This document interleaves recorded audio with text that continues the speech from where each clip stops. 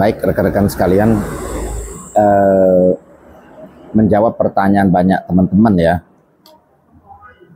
terkait dengan polemik ijazahnya Pak Jokowi ya. Saat ini kan setiap hari kan beberapa kelompok masyarakat, baik itu dari kelompok kritisi maupun akademisi atau dari teman-teman pergerakan, ini kan meributkan terkait dengan ijazah Pak Jokowi yang mereka vonis atau mereka yakini bahwa itu ijazah palsu. Bahkan bukan hanya ijazah S1-nya yang dari UGM sampai ke tingkat SMA, terus SMP dan SD pun sekarang lagi mereka kejar. Nah, tetapi kita juga tahu bahwa target atau ending dari target mereka itu adalah bermuara nantinya kan ke kepentingan politik keluarga Pak Jokowi, khususnya kan Mas Gibran. Nah, jadi kalau mereka bisa membuktikan keyakinan mereka bahwa ijazah itu palsu, sehingga nanti breakdown-nya adalah ke Mas Gibran yang mereka yakini juga bahwa punya ijazah palsu juga. Nah, sehingga mereka tentunya ingin melakukan upaya politik ya melalui parlemen, ya tentunya kan akan melakukan upaya impeachment-nya Mas Gibran dari jabatan wakil presiden. Nah, jadi sebenarnya langkah-langkah itu sudah terbaca. Tapi teman-teman sekalian, menjawab pertanyaan teman-teman terkait dengan polemik ijazah itu, saya ingin menjelaskan dengan kajian yang logik ya. Pertama, Pak Jokowi awal mula masuk kontestasi politik sebagai calon wali kota, yaitu di Solo. Bahkan beliau terpilih 2 periode. Memang di periode kedua belum sempat habis masa jabatan, kan terus sudah ikut kontestasi pilihan gubernur di Jakarta. Pada saat menjabat gubernur, jabatan belum selesai, sudah ikut kontestasi pada saat pilihan presiden, dan itu menang 2 kali kontestasi. Yang ingin saya berikan catatan adalah pada saat Pak Jokowi memutuskan masuk dunia politik, Pak Jokowi ini sudah tahu dan sadar betul dalam dunia politik itu penuh dengan dinamika, penuh manuver, penuh intrik politik. Nah, sehingga potensi-potensi yang bisa merugikan dan membahayakan kepentingan secara politik maupun secara personal, apalagi itu berkaitan dengan masalah pidana, ya tentunya Pak Jokowi sudah menyadari itu.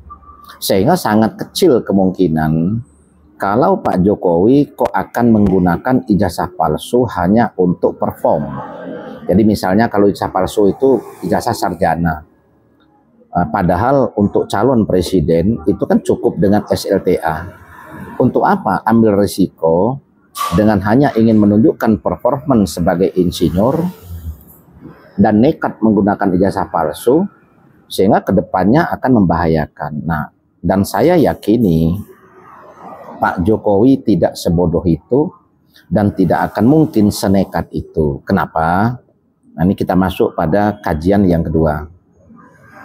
Di luar dari kesadaran Pak Jokowi bahwa dunia politik itu penuh intrik dan penuh manuver, Pak Jokowi juga tahu kok lawan kontestasinya bukan orang-orang sembarangan, apalagi pada saat kontestasi di Jakarta sebagai calon gubernur dan berkontestasi sebagai calon presiden. Berkontestasi di Jakarta saja dinamika politiknya sangat dinamis karena itu adalah ibu kota. Sorotan kepada kontestan itu bukan hanya disorot secara nasional, tapi itu juga disorot dunia internasional.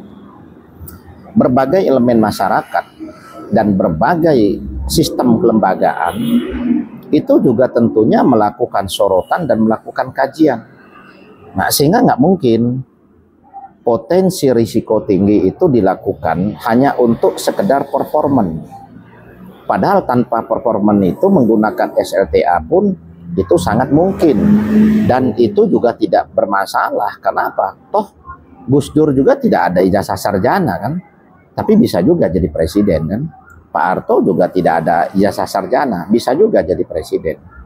Nah, sehingga kesadaran Pak Jokowi bahwa peserta kontestan dan berbagai kelompok pendukung maupun kelompok lawan itu adalah bukan orang-orang sembarangan, tapi adalah orang-orang cerdas yang itu tentunya akan melakukan kajian, akan melakukan langkah-langkah taktis yang bersifat formal maupun itu non formal untuk melakukan penyelidikan kalau ada kejanggalan-kejanggalan atau potensi pelanggaran atau kecurangan yang dilakukan. Nah, jadi sehingga sangat kecil kemungkinan. Nah, ini dari dua kajian ini sebenarnya kan satu kajian objektif yang sederhana terkait dengan langkah teknis ya. Nah, dari dua kajian itu sangat tidak mungkin. Secara pribadi saya meyakini bahwa Pak Jokowi berani untuk ngambil langkah yang konyol tersebut, kan seperti itu. Nah, sehingga dalam hal ini, kalau rekan-rekan dalam hal ini yang sekarang begitu semangat dari berbagai kelompok masyarakat ya, yang menyerang dan terus melakukan kajian, melakukan tuduhan, terus lewat berbagai media podcast, TikTok dan lain sebagainya, yang saya khawatirkan mereka-mereka itu adalah orang-orang yang dengan dasar kebencian sehingga kajian logiknya itu tidak jalan lagi, karena kajian mereka sudah berdasarkan emosi karena basicnya adalah benci. Nah, sehingga yang mengkaji itu lebih condong dominasi emosi personal mereka sehingga tidak objektif, tidak sehat. Nah, akhirnya mereka ini terjerumus pada satu kondisi nanti yang membahayakan diri mereka sendiri atau blunder untuk diri mereka. Karena apa? Karena mereka ini tidak sadar bahwa lawan mereka ini siapa. Lawan mereka ini adalah seorang putra bangsa yang menang 5 kali dalam kontestasi. Seorang putra bangsa yang sadar betul berkontestasi di dalam negeri berkaitan dengan jabatan publik, baik itu wali kota, gubernur maupun presiden, itu sangat berisiko tinggi secara hukum dan secara politis kalau ada hal-hal yang bersifat administratif itu yang dipalsukan. Apalagi kalau hanya sekedar untuk sebuah performance. Nah, terus yang ketiga adalah Pak Jokowi mengerti betul bagaimana psikologis massa, dan Pak Jokowi mengerti betul bagaimana melakukan langkah konsolidasi massa, khususnya massa grassroots. Nah, sehingga strategi politik, gaya politik Pak Jokowi yang memposisikan diri selalu dihujat, selalu diserang, selalu diposisikan dalam posisi yang salah, ini adalah satu strategi politik yang dipahami betul, itu yang bisa menjaring simpatik dan menjaring gulungan dari kekuatan massa yang terkondisi. Karena perlu kita ingat bahwa masyarakat kita ini kan lebih dari 80% pendidikan menengah ke bawah. Nah, dan ini adalah rata-rata masyarakat di luar pendidikan, kapasitas sumber daya manusianya menengah ke bawah, juga ekonominya juga sama. Nah, sehingga kelompok massa inilah yang sebenarnya yang menjadi target Pak Jokowi dalam melakukan gerakan konsolidasi. Nah, sehingga ini kalau teman-teman ini terus melakukan gerakan tanpa satu kajian yang jelas ya, terus tanpa investigasi yang benar, dan mereka ini akan terjebak karena lawan mereka ini bukan orang bodoh, adalah orang yang 5 kali menang kontestasi. Nah, di samping itu seorang putra terbaik bangsa yang tahu potensi kekuatan lawan. Jokowi tahu lawannya adalah Prabowo. Jokowi tahu lawannya adalah kelompok-kelompok elit politik yang punya basic massa dan kekuatan finansial yang tidak terukur kan pada saat dia ikut kontestasi. Jadi nggak mungkin dia akan melakukan langkah konyol, tentunya dia bunuh diri. Nah, jadi seharusnya teman-teman yang terus mengkritisi itu mampu menempatkan diri mereka dalam posisi diri mereka ini kalau mereka jadi Pak Jokowi, berani atau tidak melakukan langkah seperti itu. Nah, sehingga mereka punya dasar. Nah, sehingga mereka tidak terjebak, dan saya yakin mereka ini akan terjebak. Dasar forensik mereka adalah fotokopi. Dasar forensik mereka atau kajian mereka adalah postingan fotokopi ijazah yang dipostingkan kader PSI dan lain-lain. Tapi mereka ini nggak sadar bahwa bisa jadi itu adalah satu strategi atau satu pola yang dilakukan oleh tim Pak Jokowi dengan gaya politik senyapnya untuk menjebak orang-orang yang selalu menebar kebencian itu. Sehingga sekarang begitu ramainya dibicarakan di berbagai media jejaring sosial, tetapi nanti pada endingnya ditunjukkan yang asli, tetapi posisi Pak Jokowi ini kan dalam proses berjalan ini selalu menjadi bahan pembicaraan, selalu menjadi sorotan berbagai media. Nah, sehingga popularitas Pak Jokowi ini kan semakin naik. Nah, pada saat nanti ditunjukkan aslinya, orang-orang itu terjebak nanti secara hukum, elektoral Pak Jokowi, popularitas Pak Jokowi secara positif akan jauh lebih produktif, sehingga berpotensi mengamankan kepentingan politik keluarga Pak Jokowi ke depan. Ini bisa jadi, karena saya yakin Pak Jokowi bukan orang yang bodoh. Jadi kalau di militer itu ada semacam upaya atau operasi intelijen, lah karena Pak Jokowi ini bukan orang militer, jadi saya bisa menyebutkan bahwa ini adalah strategi dan gaya politik senyapnya Pak Jokowi yang bergerak secara senyap juga. Yang ujung-ujungnya nanti Pak Jokowi tetap tampil sebagai pemenang. Karena itu sudah teruji. Lah jadi kita harus berhati-hati dan kita harus bijak juga mensikapi ini.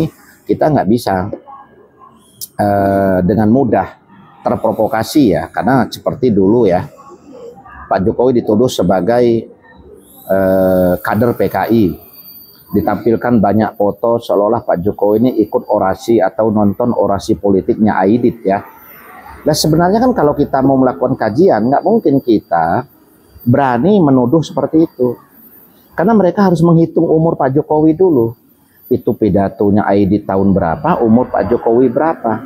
Akhirnya begitu sudah ramai menuduh begitu, dipatahkan Pak Jokowi kan dengan mudah. Lah itu fotonya udah bujangan, kok dituduh saya?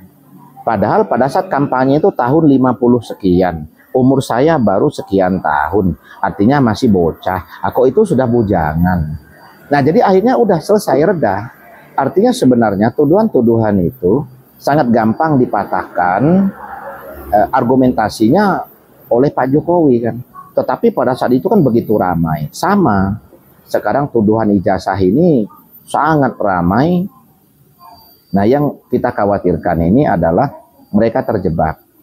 Apakah Pak Jokowi menciptakan strategi atau gaya politik senyap, secara senyap ini ada tujuan tertentu?